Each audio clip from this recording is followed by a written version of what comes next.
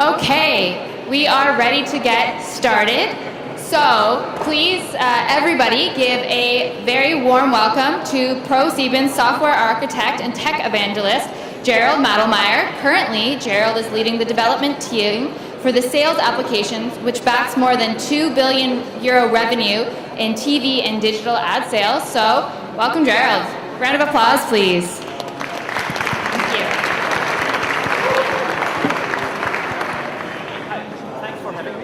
Do we have the mic? There we go. Oh yeah, here we go. Yeah, thanks for having me. My name is Gerald. I'm currently a lead architect at ProSieben, and today I would like to tell you a little bit about how we are going to handle availability and uptime, and what do we actually invest in order to fight downtimes. So now when you hear ProSieben, and you're probably of my age, you might have a picture like this in your mind. Yeah, like it's a pure television company and like in the old school. But ProSieben in the meantime actually changed. We are full entertainment company that now offers a variety of up to 26 TV channels in linear, and also is a huge content producer, which means that we not only produce the content for our shows and our TV channels, but we are also selling the contents to major labels or even streaming providers in the US there. And besides that, we also have a large portfolio of companies like, when you think Verivox, that's ProSieben. When you think Parship, that's ProSieben. Amaury, Flaconi, Weather.com, that's all ProSieben. So we are more and more into technologies and companies that actually fit our TV program to provide an even broader experience to our viewers out there. So when it comes to ProSieben itself, when we're talking about reach that we're getting out there, it's like currently reaching with our linear TV about 45 million households per year, and through our digital platform it's roughly 30 million that we're currently playing out. So when you see that, you realize that we are meeting more customer expectations, because customers at this time, well, watch a show on TV and they want to catch up on a mobile later on, or like they see something, they want to watch it later. And people have less and less TV recording systems at home because content is available online. So we are now creating synergies in-house that we're able to provide our content in lots of different formats to a variety of our channels, not only TV but digital. So that's the strategy what we're heading, that we're going omni-channel with our content. And for that actually we need a platform that's capable of doing that one. And what's especially interesting is like we have episodes like Jerks, which are in parallel launched and aired on TV as well as on our VOD platforms like Maxdome, to fulfill different business models. When you think about Maxdome, it's subscription-based, whereas on the other hand side, we have it aired on ProSieben, which is interrupted by ads, so it's ad paid in this case. So we want to not have two different sources for such episodes. So we have one single source of truth where we keep all the content in roughly 50 different formats, so it's fitting different bandwidths, different screen resolutions, different device types, so that at any point in time we're able to provide that content with appropriate rights to the viewing audience out there. So now you might think, when it comes to streaming, it's, well, CDNs are doing all our work, so that's not the hard part. The hard part is actually when it comes to the linear TV, because there we have to do the platform all full stack, because the content that we're having is actually used by more than 400 editors, which are on-prem in Unterföhring, and they want to have access to the content, stream it in real time, do editing in real time of up to 4K content, and being able to fast forward within the content. So low latency, high bandwidth is key, and that's why we're doing that all in-house. And this is where I want to dive into a little bit more. When we run this platform, actually, we are talking about an availability with 5 nines and a half. So I do the computation for you. That's roughly 2.5 minutes of downtime per year. just a comparison to that one. If somebody gives you 99.9, that's approximately 1,000 times worse than this SLR that we are meeting at the moment. This 99.5 is actually an unavailability of 25 frames per day on a 60 hertz program. So it's more or less a blink of an eye that would be recognized as not available. So considering that, people out there would consider their TV being broken before they consider a TV program being down. So what is unavailability when we talk like that? So it could be that we're not meeting the quality requirements that we're having. We are airing a signal that has artifacts, probably. We are airing a signal that's not according to our specs. It could be out of timing. This is something that comes to availability. And what else pays into account is like if you're doing live production, it might be that we're playing out black frames that are not supposed to be there, so you wouldn't even realize that we are considering ourselves not meeting the SLA. So this is what we are doing, and for that actually we built a stack that we are able to host in-house, and building a platform around that, and this allows us actually to do even better on that. So for those who have been in Unterföhring at the satellite event, this is the Playout center that you're seeing here. The screens that you see in the back is actually the ones that take care about quality control there. You usually see the upstream signal there and the downstream signal there, and you do an overlay to see if the signal that's going up through the satellite and received again from the satellite again is exactly the same. And we compare them in order to make sure that things are doing good. And this is where we have all the 26 channels being played out and compared. So again, this is all in-house done. We do this all in Unterföhring. And for being redundant on the Playout side, what you can see here is like we are quite close to Astro with the dishes that beam up the signal to the satellites. So our Playout center with our data center is quite close.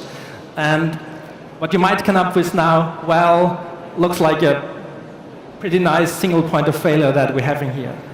What you don't see on this map, we actually have a second uplink to the satellite, which is in Luxembourg, in Betzdorf, and we also have a second hot standby Playout center that allows us to immediately switch over to another Playout in case of unavailability or quality problems.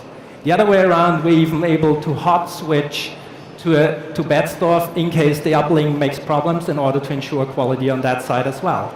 So this is how we handle the uplink in case something is not going well. And within this complex business actually, with complex technology, our business is now pivoting, which means, as already mentioned at the beginning, we're not playing out our content solely on linear TV or solely online, so we're going omni-channel. We want to have the possibility to have one single source of truth.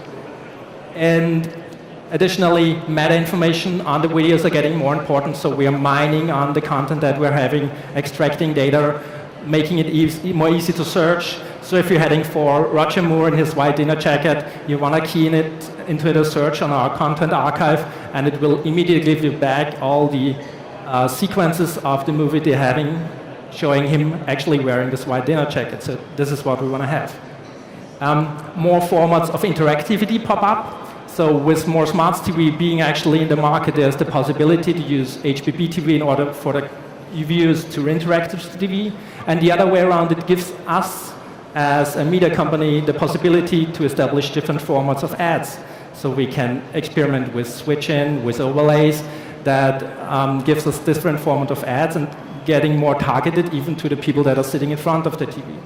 What's even getting more sophisticated is spot overlay. So we are now in the position that we are able to show exactly the ad in a spot that targets perfectly the viewers in front of the TV. It's more of like an ad server for what we are playing out. Now you might think, how are they now distributing all this information over the satellite?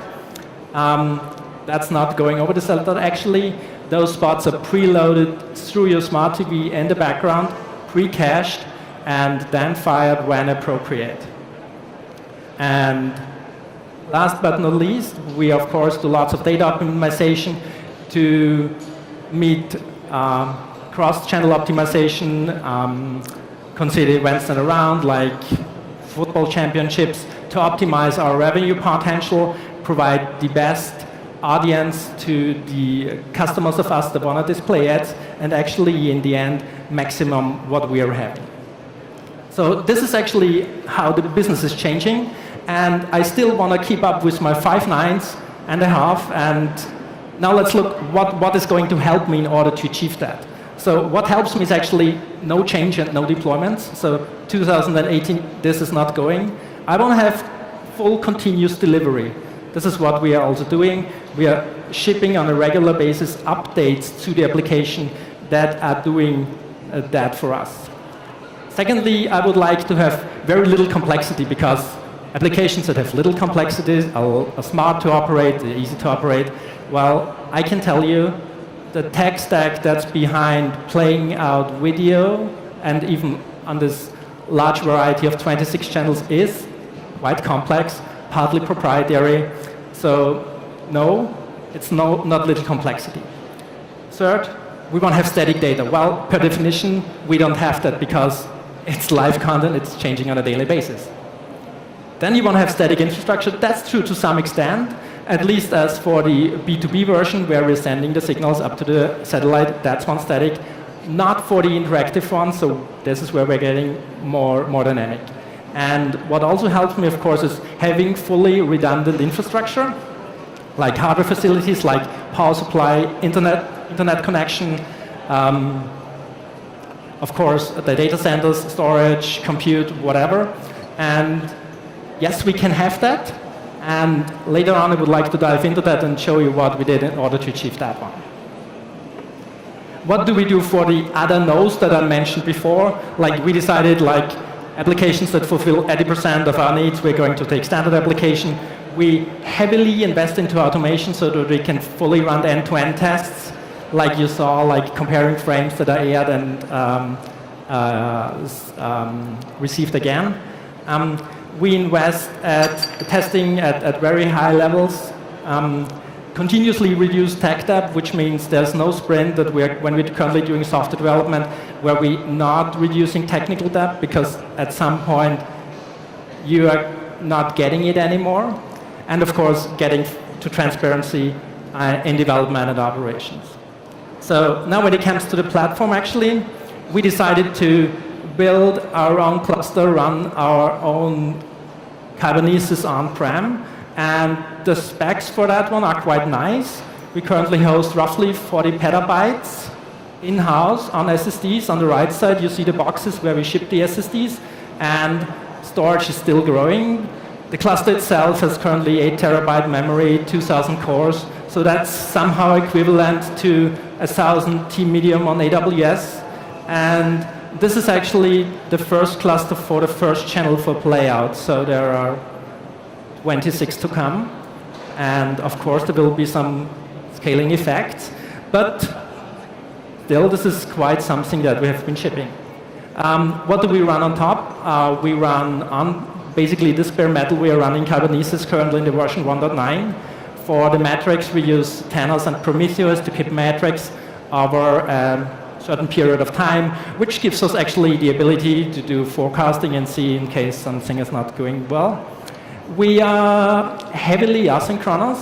We used lots of queuing technologies in the past and are currently starting to implement more and more of Kafka, which gives us the ability to not only do asynchronous things, but also streaming really data pipelines, which is quite something nice if you're in a video business.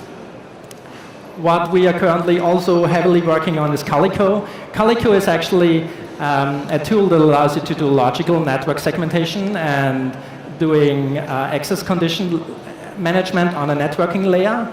You're actually going to need this if you build hardware infrastructure with Kubernetes, so that you can segmentation of the network, of the namespaces on a network layer. So that's required in case you're on multiple apps and multiple channels on this cluster. And last but not least, which is more of an industrial standard now, we're using the elk stack for piping all our logs there, which is nothing new to see around. So when you build such a cluster yourself, not that it's a hard learning curve that you get. So we have been doing this now approximately for 2 years and started going live with it in February. You also have a hard thing in testing it. So how do you know that you don't break things if you update stuff? So we have approximately 10 to 15,000 lines of Ansibles that do all the setups. So you want to have to test it. So we started looking into Chef Kitchen. We started looking into a test info, which is a Python framework, and actually ended up with taking parts of the Kubernetes testing tooling, which is part of the Kubernetes repository that allows us to do end-to-end testing, and we run some conformance tests there, like that one. We have this all in a GitLab pipeline, so what I can do is I play video because unfortunately can't demo that live one. So what you see actually here is about 400 conformance tests that can be run at any point in time. So we're doing that also regularly, that test the functionality of the Kubernetes that we're exposing to our developers. So what it is doing, checks the basic health of the Kubernetes, creates a namespace, creates a service, spins up some pods, deploys applications, collects logs again, makes sure that the logs are there, collects metrics. And this, we are now in the possibility, as it's part of our CI process as well, we run these tests regularly and now get the possibility to measure the performance of our Kubernetes itself in production, and gives us more confidence if we're doing the rolling update, because we want to do full automation, and I don't want to patch systems manually, or if I do a rolling update in the Kubernetes, make sure things are going well afterwards. The second thing that it turned out during the installation of the cluster is that one thing that's really key is metrics. So if you do operations at the moment, you want to measure everything, also things that don't move, just in case they move.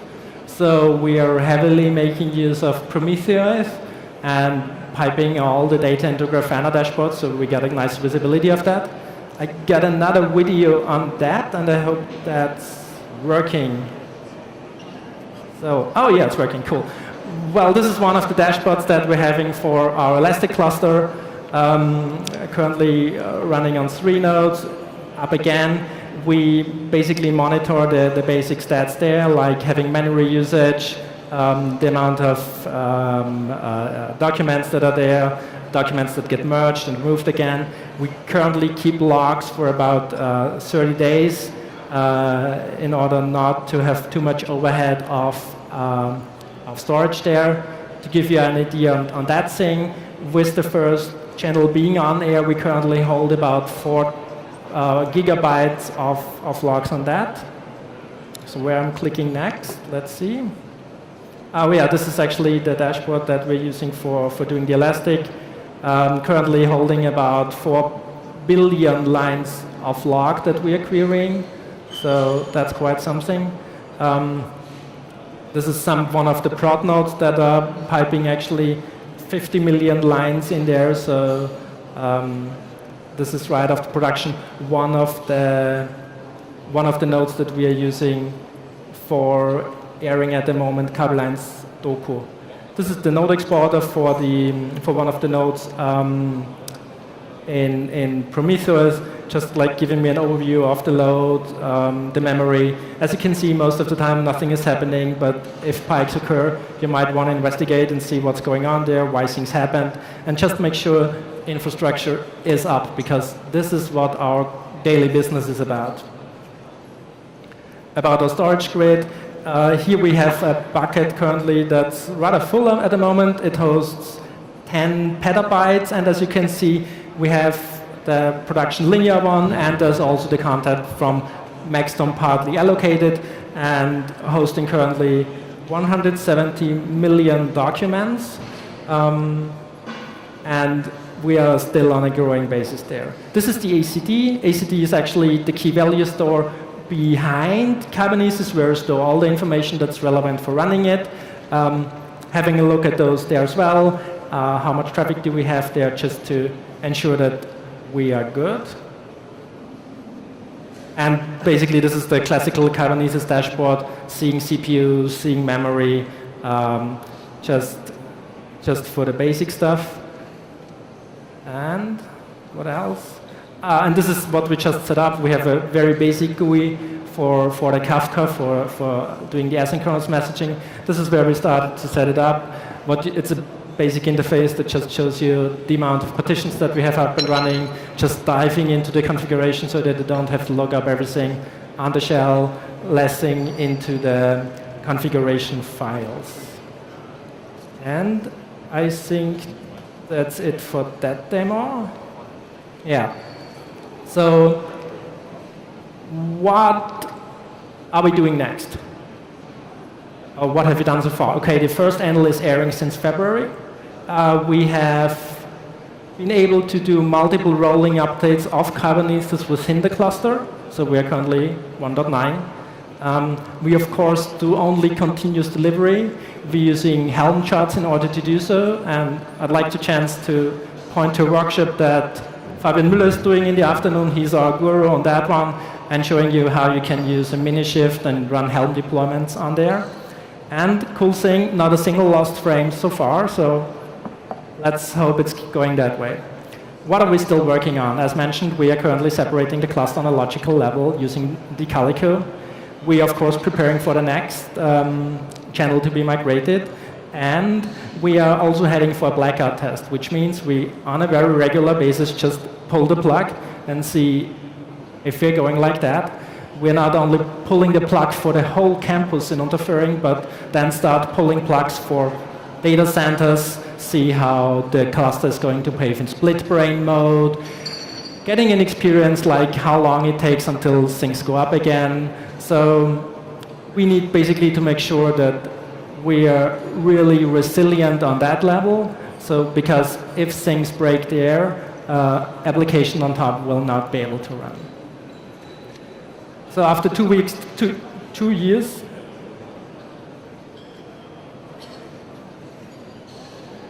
no, yes. Learnings of the last year, it's like numbers don't lie, measure everything. So what we ran very often into is in the beginning is like that people turned up, oh, it's a Java application, it cannot consume 10 gig of memory. Your monitoring is wrong. Probably not.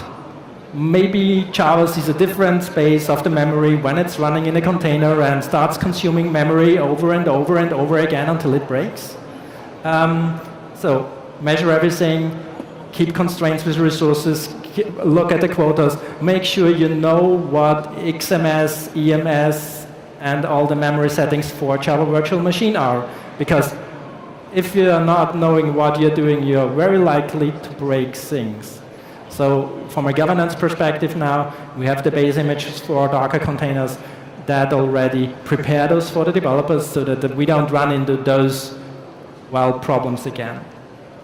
But also turned out everything that can fail will fail at some point in time. The systems that we are at the moment having is very complex, so always prepare for this. Make sure you have help at hand, because debugging in production is hell. You don't want to have that, and if you have to do it, you should be able to do it as smooth as possible and get the probable help you get.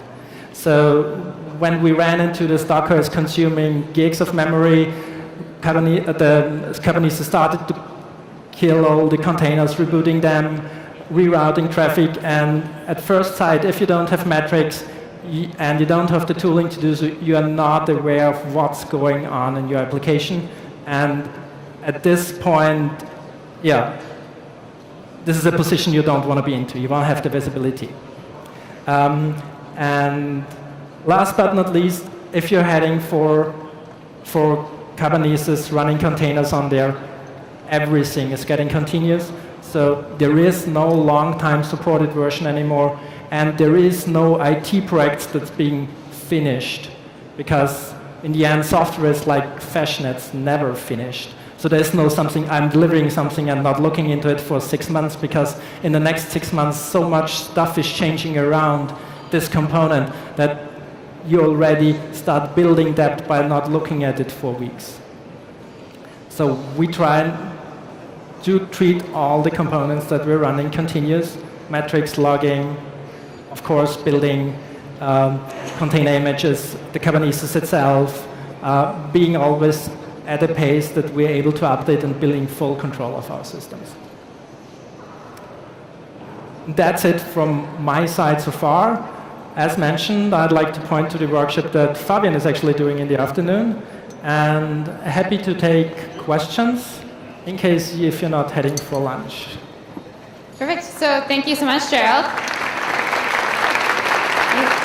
So who has some questions? I can come around with the mic. Oh, perfect. You're making my life easy. So you say that everything's coming as continuous. Is there a manual stage that you have in your deployment? No. Just the last manual, there's one single manual step. Actually, when the developer did a merge to master, there's always the single click that you're running when you're triggering your manual pipeline to deploy into production. This is still the last manual step. We do this to compliance and ITIL reasons, so that there is still this final manual step that we are sure that we are now putting things into production. Does the code go to a different platform before going to production? Yes, of course. Yes. We basically follow a high-level Git flow model there, a Git flow model, yeah, right. So we also build multiple release containers that we are testing first on a different cluster. And so it could be that you have 1.1, 1.2, 1.3, 1.4, 1.5, and 1.5 then is going into production. So we ship final artifacts that are tested, and not each finally tested artifact goes into production. It's like we produce more output than we really can put into production in the end. Perfect. Any other questions?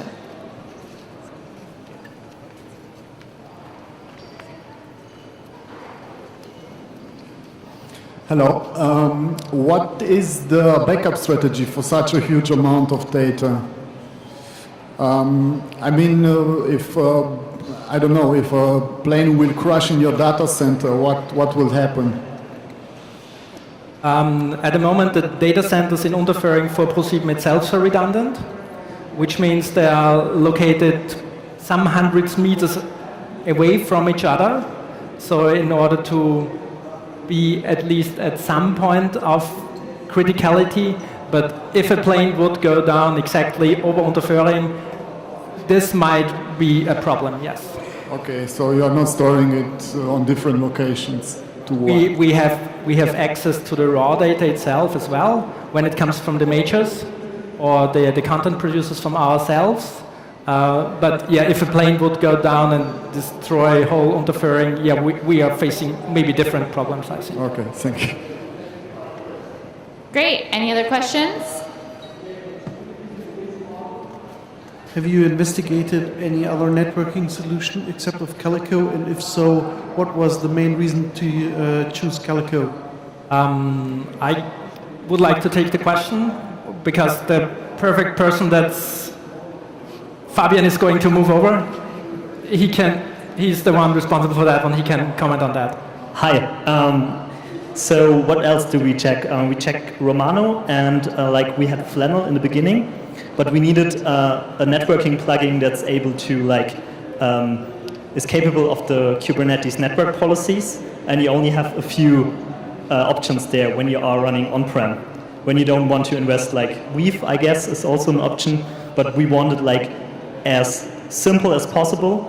And with Calico, you get PGP, and our traditional network devices also talks PGP or OSPF. So that was one reason to choose it. Is that okay? Thanks for helping out on that.